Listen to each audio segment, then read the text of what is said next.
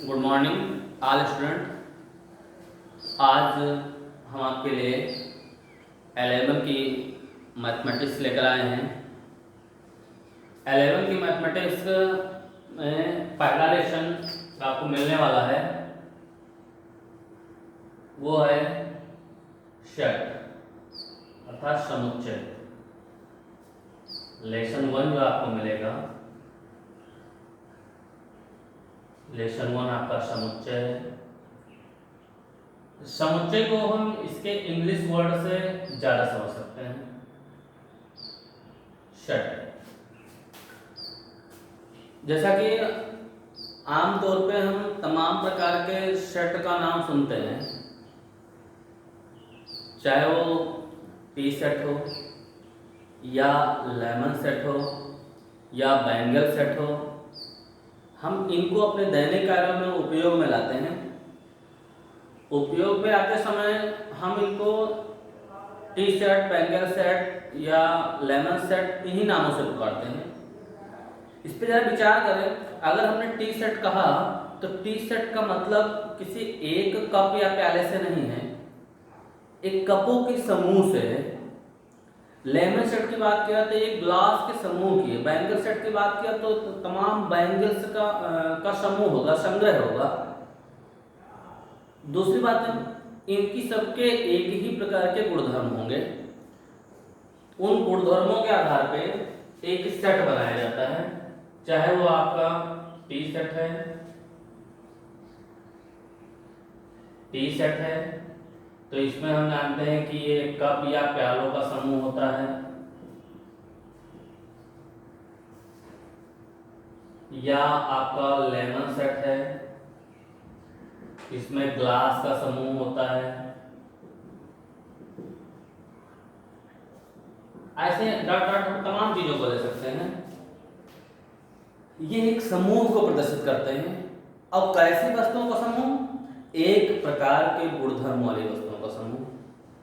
अर्थात कहीं पर एक प्रकार के गुणधर्म की वस्तुओं को अगर इकट्ठा कर लिया जाए, अगर उनका संग्रह कर लिया जाए तो एक समूह का निर्माण होता है, और उसी समूह को हम कहते हैं सेट या समुच्चय। सेट या समुच्चय, ये तो हमने सामान्य एग्जाम्पल लेकर आपको समझाया। अब इसमें अगर बात करते हैं अपने मैथमेटिक्स पे आइए, तो समुच्चय की परिभाषा यहां से निकल के आएगी कि ये क्या हो, वस्तुओं का संग्रह हो, वस्तुओं का एक संग्रह हो।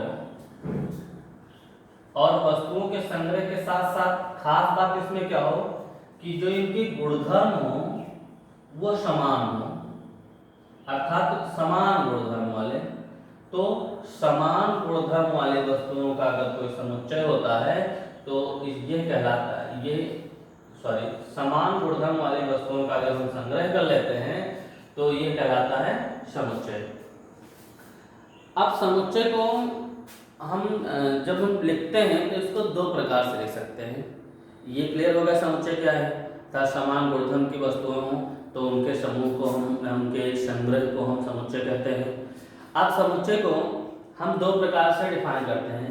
जैसे हम समान गुणधर्म की बात करते हैं, हमारे पास कुछ इंटीजर्स हैं 1 2 3 4 5 6 डॉट डॉट डॉट डॉट, ये समान गुणधर्म वाले हैं।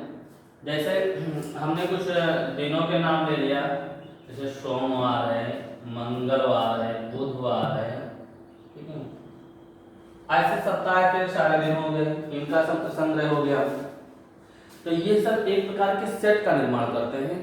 जिस प्रकार से हमने सेटों का अभी उदाहरण लिया था, टी शर्ट, लेमन सेट आदि, वैसे ये भी एक सेट बना रहे हैं। ये दिनों को संग्रह किया गया है, दिनों का संग्रह किया गया है, तो ये जो सेट बना वो दिनों का सेट है। ये पूर्णांकों को संग्रहित किया गया है, इकट्ठा किया गया है, तो ये जो सेट बना ये पूर्णांकों का सेट है। अब इसको हम समुच्चय में दो प्रकार से लिखते हैं। इसको लिखने की दो विधियां होती हैं। एक इसकी विधि होती है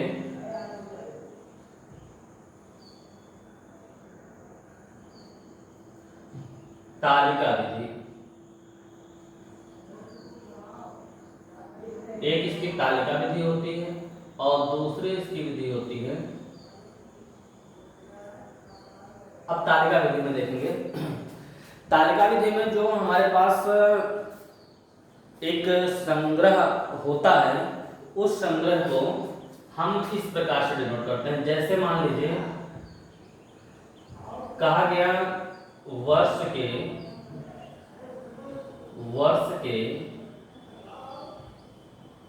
महीनों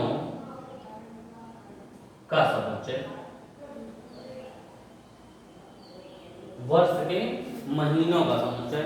अब जब वर्ष के महीनों का समुच्चय की बात करेंगे तो वर्ष में जितने महीने आते हैं उसको लिखेंगे और वो जो कुछ भी लिखा जाएगा वो मझले ब्रैकेट के अंदर लिखा जाएगा।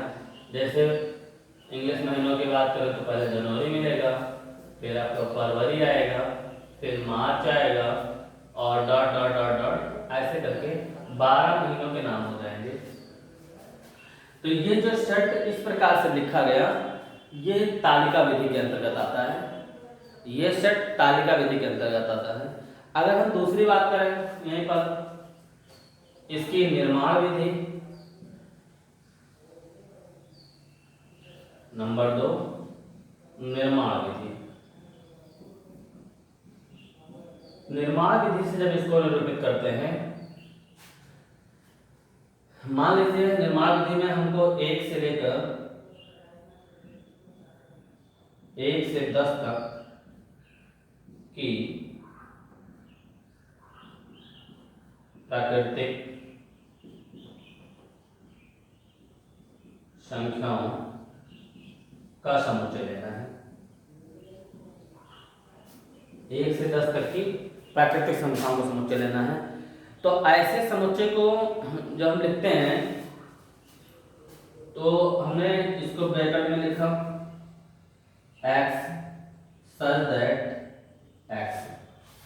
x जो माना गया, ये x 1 से 10 तक की प्राकृतिक संख्याएं हो गई।